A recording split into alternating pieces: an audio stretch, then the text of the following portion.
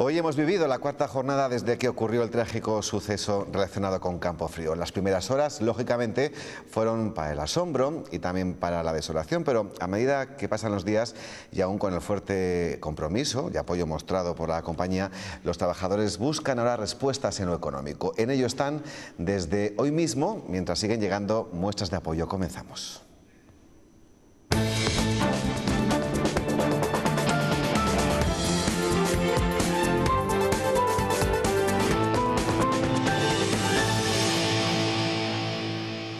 Y comenzamos hablando de esos apoyos a los que hacía referencia. Juan Vicente Herrera se ha comprometido, además de ayudar a las empresas auxiliares, a hacer todos los esfuerzos necesarios para ayudar a Campofrío. En la misma línea han ido las declaraciones de la ministra de Trabajo, Fátima Valle.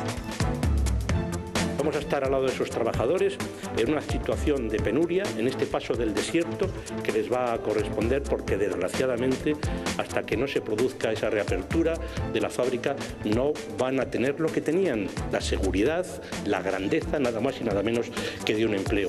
Estar muy cerca de la empresa, de sus trabajadores y trabajando codo con la Junta de Castilla y León y con el Ayuntamiento de Burgos para poner todo lo que esté en nuestras manos, de todos los departamentos del Gobierno de España, para apoyar en esa transición a eso que va a ser la nueva Campofrío en los próximos años.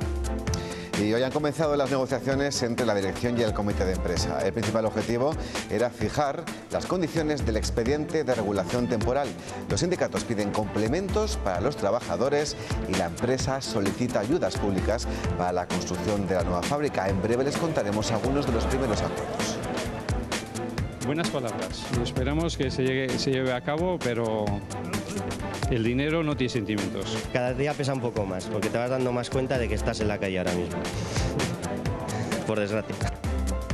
Y el fuego todavía sigue activo en el interior de la fábrica y los bomberos continúan trabajando. Cuando se extinga en su totalidad, la policía científica podrá realizar los análisis precisos para determinar el origen del incendio, cuyas consecuencias siguen preocupando a toda la sociedad burgalesa.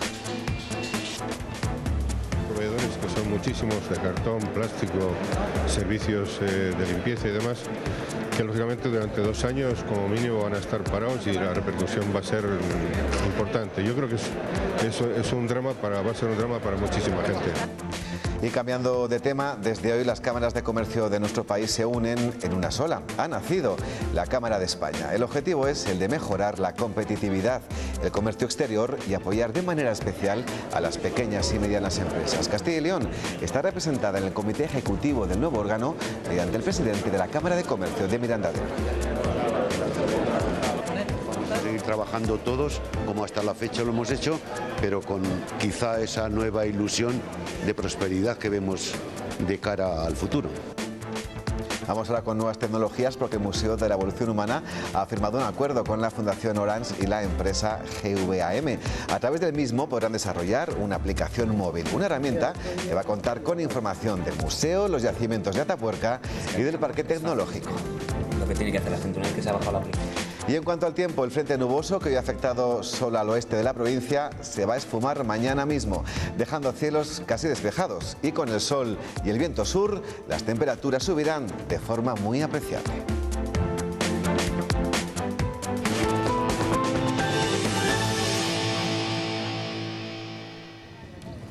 La Universidad Isabel I, con sede en Burgos, está inmersa en un segundo curso académico este año con alumnos procedentes de 30 países. A modo de balance, durante el curso pasado, el número de alumnos inscritos fue de más de 2.000, con un perfil medio de 34 años y una procedencia en un 60% de los casos de localidades en las que no hay una universidad presencial. Para hablarnos de la Isabel I, tenemos hoy a su rector, Alberto Barahona, con nosotros. Buenas noches, bienvenido. Hola, buenas noches. Gracias por acompañarnos. Muchas gracias. Que por fin, desde hace un curso y medio, es una realidad esta universidad online. Pues sí, es una realidad que felizmente se ha implantado muy satisfactoriamente y que está desarrollando su actividad pues, a plena satisfacción de todos, de los docentes y de los alumnos. He dado, a grosso modo, en estas líneas de presentación, un breve balance de lo que fue el primer curso académico. ¿Cumplieron las expectativas? Bueno, el primer curso, siempre que vas a empezar algo nuevo, tienes el respeto a lo que va a ocurrir, se cumplieron plenamente, se cumplió que toda la infraestructura tecnológica funcionó excepcionalmente bien, para que te hagas una idea, no se produjo ninguna caída en ni un solo momento, el boca a boca de los alumnos que se identificaron con la metodología y con los contenidos fue el que fue incrementando la matrícula. Y fue un año no solamente de la primera experiencia, sino yo diría casi de consolidación, porque funcionó todo perfectamente bien y estamos pues muy satisfechos. Hay margen de mejora, hay cosas para hacer todavía y seguir mejorando como todo en la vida, pero la verdad que fue muy satisfactorio el primer año. Aunque fuera satisfactorio, algo de lo que nos alegramos, siempre hay algún pormenor, ¿no?, que mejorar, que habrán aplicado a este segundo curso académico. ¿Qué cambios han introducido? Sí, pues bueno, hemos introducido sobre todo, nos hemos acercado más en los contenidos hacia el libro digital, en el que introducimos más elementos de audio, más elementos de vídeo, en los procesos de formación, más interactividad todavía de la que teníamos, y en consecuencia se ha hecho una formación todavía más amena, ¿no?, porque el papel de la tecnología hace que cambie también el papel del profesor, hace que sea una formación mucho más interactiva, mucho más entretenida, y todas estas aplicaciones de audio, de vídeo que han ido incrementándose, pues han ido mejorando lo que yo diría la comodidad, la amabilidad de los procesos de formación, ¿no? Porque el estudiar exige esfuerzo, pero si el material que tienes es amable, se trabaja mucho más a gusto y mucho mejor. ¿Qué ventajas podemos decir que tiene para un estudiante hacerlo a través de una universidad como la suya? Yo diría que tiene todas, ¿no? Yo creo que es el signo de los tiempos. Hoy realmente, si analizamos el comercio, vemos que el comercio electrónico ha supuesto una transformación. Si analizamos cualquier orden de la vida, vemos a las personas mayores, ya todo el mundo utiliza sus dispositivos móviles, la tecnología ha entrado, y la tecnología ha entrado también en la educación. Al entrar en la educación cambian muchas cosas. Hoy tenemos un gran libro, que es el libro de Internet. Ese libro de Internet nos hace que todos los roles cambien, es decir, que el papel del profesor no sea transmitir el conocimiento como era tradicionalmente. Hoy el conocimiento está por botones, está a un clic. A un clic entramos en unas grandes bibliotecas. Hoy lo importante es cómo se construye ese conocimiento, cómo se reflexiona sobre ese conocimiento que está en constante transformación. Antes lo que tardaba en cambiarse el saber, que eran 50 años, hoy se cambia en 2. Luego todos los papeles han cambiado. ¿Qué tenemos? Las tecnologías que nos permiten que haya un proceso de aprendizaje mucho más cómodo, tener toda la información a disposición, un profesor que orienta, un trabajo colaborativo entre los estudiantes que aprenden entre ellos, y se reproduce de alguna forma en ese aula digital, la realidad de los entornos de trabajo. Luego es un trabajo mucho más profesionalizador. Y a la vez tú puedes estudiar cuando y como quieras. Al poder estudiar cuando y como quieras son todas las ventajas. Es mucho más compatible estudiar y trabajar, hacerlo compatible con la vida familiar, y en consecuencia permite otro gran extremo que es imprescindible, que es la formación a lo largo de la vida. Yo creo que tenemos que dar ya por superada esa tradición que se iba a la universidad de los 18 a los 23 años y que después ya uno estudia. No, hoy la formación está en constante, el conocimiento está en constante transformación, hay que seguir formándose y hay que seguir estudiando. Pero los alumnos no echan nada en ningún momento de ese proceso, vamos, de un grado, ¿no?, relacionado con lo que tiene la universidad tradicional establecida hasta la fecha. Bueno, es muy curioso, porque el que piense que no hay presencialidad se equivoca, porque primero hay prácticas y después se da otro fenómeno que hemos observado, que tampoco contábamos con él, es decir, que en esos trabajos colaborativos la gente se conoce y también queda, y quedan en un sitio, en un punto en el que se van a conocer, en el que se han dedicado un fin de semana, en el que han hecho hasta viajes, o sea que realmente se han producido, pues como se producen las relaciones sociales. Miramos ahora en Estados Unidos, por ejemplo, ya un tanto por ciento altísimo de los matrimonios se ha conocido en Internet, y eso no significa que se hayan casado por Internet, es decir, que estos procesos de aprendizaje en la red también generan relaciones humanas que luego se materializan en encuentros presenciales. Es otra realidad, ¿no? ¿Por qué cree que cuando estaban gestando este proyecto, que ahora es una realidad, no encontraron el suficiente apoyo institucional de las universidades de la comunidad? Miedo a lo desconocido, es decir... ¿Competencia, quizás? No, competencia no, porque esto se venía haciendo en España ya 20 años, en el mundo 30, y aquí en Castilla y León no se había hecho nada, y era casi un drama que Castilla y León, que había visto nacer grandes universidades, vivía al margen de todo este proceso, ¿no? Y en realidad yo creo que fue una especie de miedo a algo nuevo que viene, y que no era algo nuevo que viniera, era algo que estaba presente, que se estaba haciendo con normalidad, y que se hizo, ¿no? Entonces yo creo que fue una mezcla entre el miedo, a veces en algunos sectores puede ser incluso la ignorancia, el conservadurismo a las formas tradicionales de formación, pero superado esto, si todo el mundo se ha dado cuenta que hemos roto un poco el tema, ya todo el mundo quiere hacer digital. Bueno, otra cosa es que cómo se haga, porque esto es más complicado de lo que parece. Pero hemos sido la punta de la flecha, ¿no? Sí, hay universidades tradicionales que ya tienen su formación online. Sí, pero incipiente, ¿no? Quiero decir que si analizamos los datos de matrícula, pues nos damos cuenta que hoy las universidades deben de especializarse y hacer un proceso en el que todas hagan de todo y que empleen todas las modalidades de formación, yo creo que es peligroso. Nosotros lo tenemos muy claro, somos una universidad online, esta es nuestra modalidad, nos especializamos, los procesos de investigación son de procesos de investigación en la red y creo que las universidades también deberían un proceso de especialización en la forma de enseñar también y nosotros hemos optado por ello. ¿Cómo es la relación alumno-profesor y cuando llega el momento de hacer un examen, por ejemplo? Bueno, la relación alumno-profesor es muy fluida porque está constantemente en relación, hay correos electrónicos, se participa en foros, hay espacios para solucionar dudas y cuando se produce el examen, pues nosotros tenemos dos modalidades. Una es la evaluación continua, en el que el alumno está trabajando, el profesor corrigiendo, hay actuaciones de aprendizaje colaborativo y después sí que hacemos una evaluación presencial, que hacemos siempre evaluación presencial, que lo hacemos en todas las comunidades autónomas y en los distintos países, en las capitales de esos países, por ejemplo en Roma, en Italia, lo hacemos en Roma y en el Instituto Cervantes, ¿no? Entonces, bueno, pues el alumno va a esas pruebas presenciales como guía a una prueba presencial de cualquier otra universidad, pero va a examinarse de alguna forma, no es un examen convencional de transmitir otra vez o reproducir lo que se ha aprendido, sino de acreditar que esas competencias que has ido adquiriendo en ese proceso de formación continua las tienes, ¿no? Y entonces es un poco contrastar que se ha consolidado ese saber, ¿no? Y por ejemplo, a nivel de homologación de títulos, validez de los mismos, ¿qué espera un alumno extranjero internacional de un grado que ha estudiado a través de la universidad? Bueno, muchas veces son estudiantes españoles o personal español que está en el extranjero. Por ejemplo, en China. Pues en China hay una escuela de entrenadores del Real Madrid, que tenemos 2 exjugadores de primera división que están estudiando con nosotros. Hay mucha gente de los cuerpos diplomáticos, ¿no?, que siguen haciendo procesos de formación. Hay estudiantes que están estudiando, por ejemplo, económicas en Londres y están haciendo derecho con nosotros. O sea que realmente hay estudiantes extranjeros que están haciendo español con nosotros. Bueno, hay muchas posibilidades y muchas situaciones. El mundo es muy grande y la red llega a todos los rincones. ¿Cuál es ese grado que más éxito está teniendo? Pues los 2 grados que más éxito están teniendo, uno es Ciencias de la Actividad Física y el Deporte. Hemos sido los primeros en España y los segundos en Europa que tienen este tipo de formación. Tenemos muchísimos deportistas de alto nivel que están estudiando Ciencias de la Actividad Física y el Deporte. Claro, con su tablet, tened en cuenta que un deportista es complicado, tiene, además de los entrenamientos, tiene la competición. Nosotros incluso tenemos un programa especial en el que adecuamos los estudios a la alta competición. Yo leía recientemente una entrevista que el 60% de los deportistas profesionales terminaban luego arruinados o malviviendo, que es porque se ha descuidado mucho la formación de personas que tienen mucha capacidad pero que tienen que dedicarse intensamente un periodo de su vida a la actividad deportiva, por ejemplo, ¿no? Y ahora no, ahora tratamos que la combinación del deporte y el estudio sea un fenómeno normal en la vida cualquiera. De hecho, vamos a firmar ahora con el Consejo Superior de Deportes un convenio en esta línea.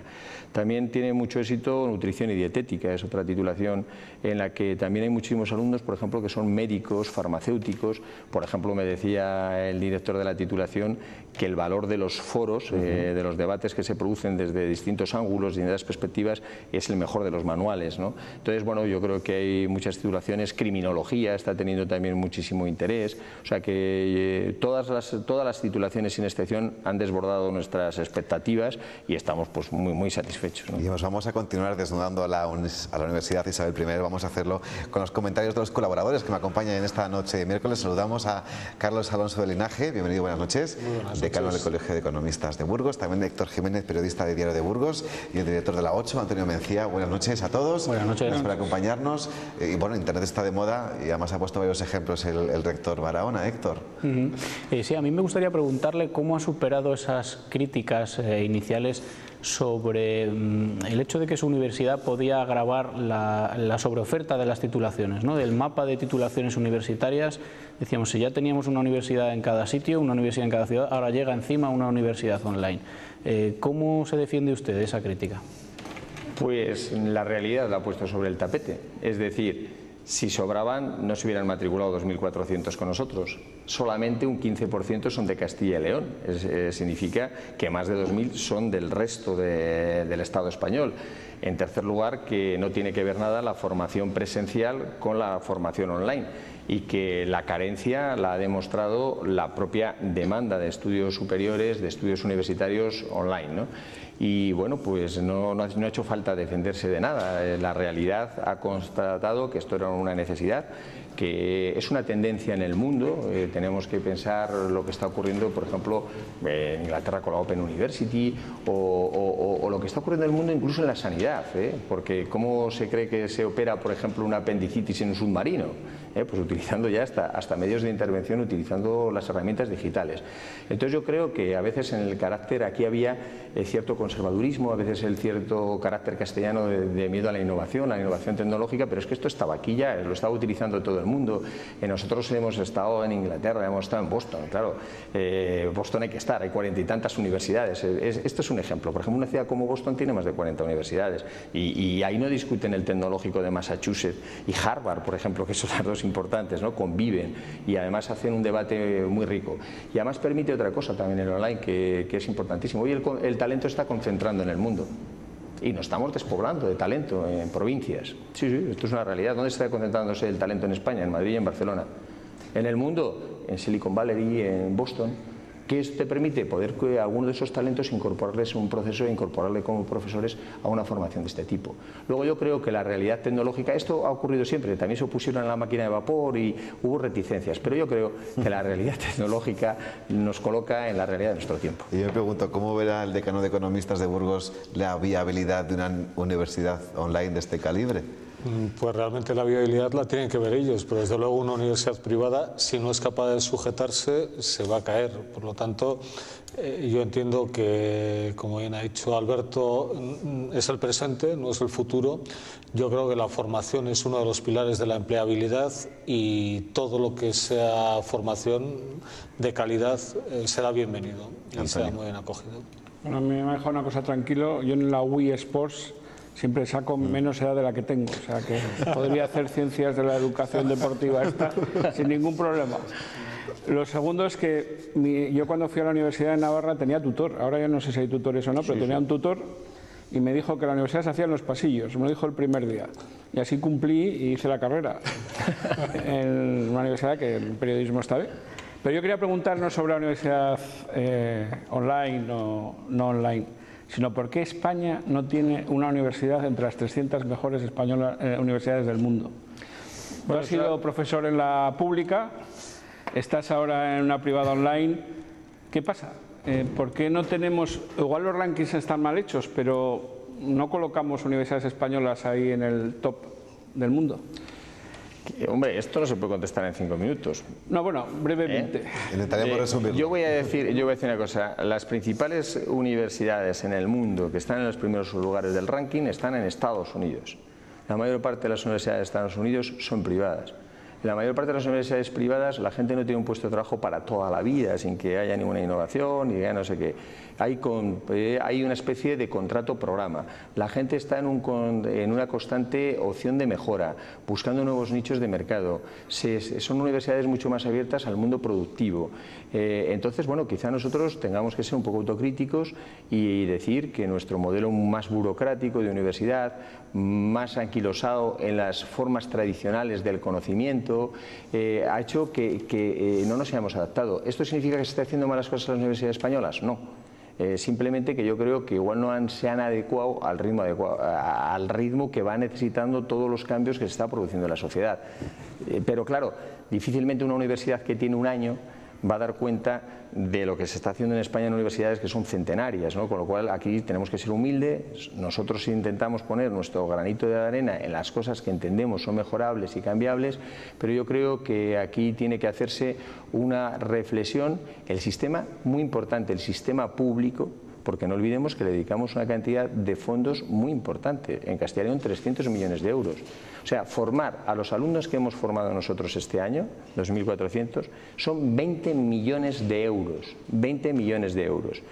Si con esos 20 millones de euros que no se ha tenido que gastar el sistema público en la formación que hemos dado nosotros, se puede dedicar a reducir el gasto público, a obras sociales, etcétera. Luego, esto también va a haber que reflexionarlo. Luego, aquí hay muchas cosas. Es el modelo de financiación, las formas de enseñar, la movilidad, la exigencia.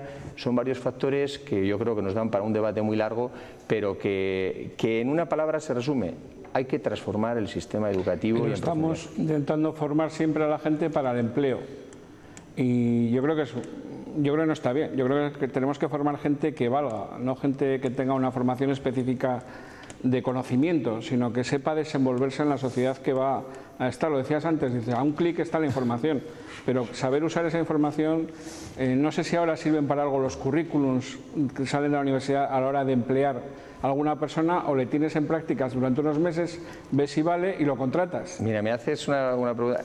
Cuando yo ahora veo los currículum, te ponen los cursos que han hecho. Sí, eso está muy bien, pero ¿qué competencias o habilidades tienes? O sea, ahí me dices lo que has estudiado, los cursos que has hecho, pero ¿cuáles son tus competencias y habilidades? Hay que cambiar cosas. Por ejemplo, la forma de redactar un currículum. O sea, yo puedo hacer periodismo, pero es que yo lo que manejo realmente es el mundo digital. O en cambio no, yo hago un periodismo económico. Entonces, es un mundo más, el mundo profesional, un mundo más de competencias que de los cursos que he percibido. Entonces yo creo que esto hay que cambiar un poco el chip. Y además tenemos el reto todos, yo el primero, de estar en un constante proceso de formación, ¿no? Y entonces cada vez que yo me formo adquiero nuevas competencias que me habilitan para hacer nuevos trabajos. Dicen los expertos, en la cumbre internacional que se ha hecho recientemente sobre formación, que dentro de 10 años no estarán todavía no tenemos los estudios que se exigirán. Dentro de 10 años aparecerán nuevas profesiones y para esas nuevas profesiones lo tendremos que hacer los profesionales que estamos en el mundo, siguiendo con procesos de formación. Luego yo creo que hay que cambiar lo que yo he estudiado por lo que yo sé, por qué capacidades tengo, por los trabajos que soy capaces de desarrollar. Pero alguien tiene que enseñar a cambiar eso. Claro.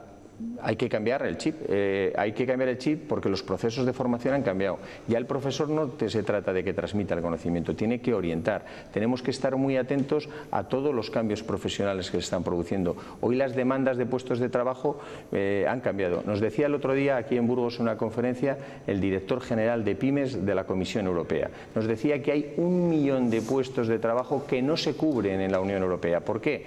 Porque la formación que estaba ofreciendo nuestro sistema superior no tiene el perfil de las demandas que se están haciendo. Hay a veces demandas de programas o de aplicaciones que tienen una duración en el mercado de 2 años. Pues a esa sensibilidad, esa capacidad de adaptación tenemos que ser sensibles en las universidades. Seguimos con las ciencias y las ramas del conocimiento de hace centenares de años, y entonces bueno, pues hay que adaptarse a los mercados, y para eso hay que estar muy atento a lo que demanda la sociedad, a lo que demandan las empresas, a lo que está evolucionando la ciencia, y tenemos que hacer una sociedad, una universidad menos rígida, más flexible y más adecuada a una sociedad muy cambiante. ¿Algún análisis, Héctor y Carlos, de lo que acaba de decir nuestro invitado? Bueno, me parece muy interesante lo que dice, pero comentaba que el profesor ya no se trata de que transmita conocimiento, sino de que sepa orientar, ¿no? Decía, pero ¿y si al final enseñamos a la gente a buscar información, pero no la absorbe y no asume ese conocimiento, sino que convertimos a los alumnos en buscadores de información para hacer trabajos, para presentar informes, para hacer resúmenes? Es que el conocimiento, si no le aplicas, no es conocimiento, es teoría, ¿no? Podrás escribir un manual, pero no lo podrás poner en la práctica. Realmente, precisamente, es una de las cosas que ha buscado Bolonia. Bolonia lo que ha tratado de transformar era que lo que era un conocimiento meramente teórico, que todos los que estamos en esta mesa nos ha pasado, cuando habíamos terminado de estudiar y nos enfrentábamos a la realidad del trabajo. Nos tenía que volver a formar, ¿no? Se había producido un abismo entre lo que se aprendía en el mundo universitario de lo que te exigía luego la realidad práctica. Pues hoy lo que se busca es que sea una formación mucho más adecuada al mercado de trabajo, a las necesidades que existen, y que asimiles esos conceptos para aplicarlos, ¿no? Pero ¿no sucede que hay una base teórica demasiado floja y que ahora realmente esa base teórica no existe? No, no lo comparto. Y que saben hacer mucho de todo, pero no son expertos en nada, la gente que acaba una formación. Para eso están los máster. Es que yo creo que realmente hay dos cuestiones. Una está la formación de grado, que es esa cultura general en torno a una ciencia, el máster, que implica un grado de especialización, pero que posiblemente la dinámica de evolución del conocimiento va a exigir que tengamos que seguir formándonos en otros másteres. Claro. Y por eso ya entramos en los procesos de especialización. ¿Qué es el especialista? El que sabe más de menos. Yo suelo decir, igual lo sabe todo de nada, tiene sus riesgos el exceso de especialización. Yo creo que tenemos que buscar el equilibrio entre esa formación general de conceptos, de categorías, de principios, y luego las necesidades prácticas concretas que demanda la realidad social y el mercado de trabajo. Carlos, ¿alguna cuestión? Sí, yo precisamente lo que estabais comentando, me parece que tendemos a carreras más informativas y menos formativas, precisamente por esta dispersión en el número de títulos, en los nombres. Hemos pasado de tener unas carreras troncales monolíticas de unas especializaciones muy concretas, que a lo mejor eran demasiado pocas, a tener un catálogo de titulaciones variopintas que muchas veces incluso el mercado laboral es de difícil encaje.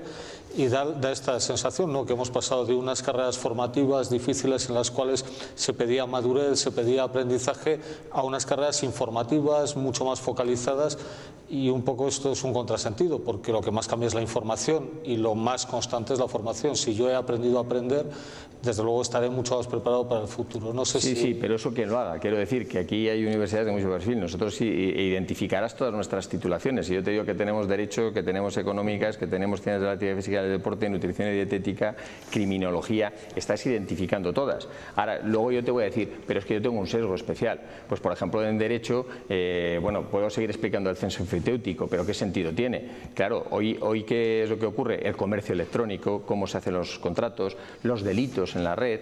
Si hablo de economía, pues vuelvo al comercio. Si hablo de criminología, la seguridad en la red. ¿Qué pasa con nuestros menores que están expuestos a un montón de peligros? Si hablo de nutrición y dietética, pues estoy aplicando la nutrición al deporte o la nutrición a la tercera edad. Luego, claro, el planteamiento es que allá cada universidad, nosotros lo tenemos muy claro, hay que partir de las grandes ramas del conocimiento y luego hacer procesos de especialización en el que la titulación que estudia en nuestra universidad tiene un perfil que no lo tiene estudiar en otra universidad, que igual es más genérico. Nosotros damos esa formación general e incluso en nuestras carreras, en todos nuestros títulos, hay asignaturas que llamamos transversales, que es comunicación oral y escrita, porque hemos llegado a la conclusión que a veces uno podía saber mucho y que tenía dificultades de transmitirlo. Hemos hecho obligatorio las asignaturas de inglés, o sea que tenemos una serie de elementos que intentamos que sirvan a ese estudiante para que precisamente tenga formación y no solo información. Hablaba antes del modelo de financiación actual de las universidades. ¿Cuál, desde su punto de vista, sería el modelo al que habría que tender en un medio plazo? Vamos a ver, yo creo que una de las cosas que caracteriza al Estado social es la igualdad de oportunidades. A mí este aspecto me parece fundamental. Pero si digo todo lo que pienso en esta materia, puede surgir alguna polémica, ¿no? Es decir, la igualdad de oportunidades significa que todo estudiante, para que tuviera de verdad la misma oportunidad, tendría que tener un cheque para poder ir a la universidad que él quisiera. ¿Cuánto cuesta en el sistema público de Castilla y León un estudiante? 8.000 euros. Usted tiene 8.000 euros. Y con esos 8.000 euros yo voy a Pamplona, me voy a Bilbao, me voy a Salamanca o me voy... No solamente te doy la igualdad de oportunidades si vas a una pública, yo te doy una igualdad de oportunidades para que vayas a cualquier tema. Yo creo que esta sería la verdadera reflexión, ir a un coste real de las enseñanzas, hacer que todo el mundo tenga igualdad de oportunidades, aquellos que lo necesiten. Por ejemplo, a mí me parece que es un agravio comparativo que una persona con rentas altas vaya a una universidad pública y que pague lo mismo que una persona que tiene una renta mucho más ajustada y que no le llega la beca. Me parece que una persona con rentas altas puede pagar sus retribuciones en el sistema público conforme al coste real. ¿Por qué? Porque tiene una renta alta y por un principio de solidaridad social contribuye en este caso a la formación de la enseñanza. Entonces yo creo que realmente aquí estamos en el mismo modelo de pagar los alumnos, de soportar la financiación de las universidades del siglo pasado, es muy parecido. Por lo tanto yo creo que también aquí hay un margen de mejora. Yo creo que hay muchas cosas por cambiar. Si el ranking, no estamos en los rankings como estamos, vamos a ser valientes, vamos a innovar, vamos a atrevernos a hacer cosas nuevas, ¿no? Antonio, ¿una reflexión a este último? No, yo el cheque escolar lo ampliaría a la educación de bachiller y a la secundaria, vamos, pero bueno. Bueno, y en eso soy bastante liberal. Bueno, entonces estamos de acuerdo, me alegro, yo también. Pues hemos conocido un poco más la Universidad Isabel I de la mano de su rector, Alberto Barahona. Ha sido un placer recibirle en este importante año, que es el segundo curso académico.